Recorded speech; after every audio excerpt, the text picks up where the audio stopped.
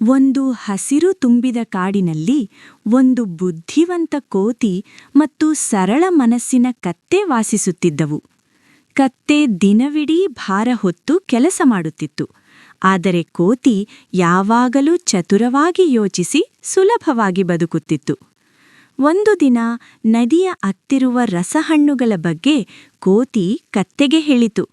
ನಿನ್ನ ಬೆನ್ನು ಮೇಲೆ ನನ್ನನ್ನು ಕೂರಿಸಿಕೊಂಡು ನದಿಯನ್ನು ದಾಟಿಸಿದರೆ ನಿನಗೆ ರುಚಿಯಾದ ಹಣ್ಣು ಕೊಡುತ್ತೇನೆ ಎಂದು ಕೋತಿ ಹೇಳಿತು. ಕತ್ತೆ ಸಂತೋಷದಿಂದ ಒಪ್ಪಿತು. ನದಿಯ ಮಧ್ಯೆ ತಲುಪಿದಾಗ ಕೋತಿ ಕತ್ತೆಯನ್ನು ಮೋಸ ಮಾಡಿ ಹಣ್ಣುಗಳನ್ನೆಲ್ಲ ತಾನೇ ತಿಂದಿತು. ಕತ್ತೆಗೆ ಏನೂ ಕೊಡಲಿಲ್ಲ. ಕತ್ತೆಗೆ ದುಃಖವಾಯಿತು, ಆದರೆ ಏನೂ ಹೇಳಲಿಲ್ಲ. ಮರುದಿನ ಕತ್ತೆ ಬುದ್ಧಿವಂತನಾಗಿ ಕೋತಿಗೆ ಪಾಠ ಕಲಿಸಿತು. ಮತ್ತೆ ನದಿಗೆ ಹೋದಾಗ ಕತ್ತೆ ನಿಧಾನವಾಗಿ ನಿಂತು ಕೋತಿಯನ್ನು ಕೆಳಗೆ ಬೀಳಿಸಿತು.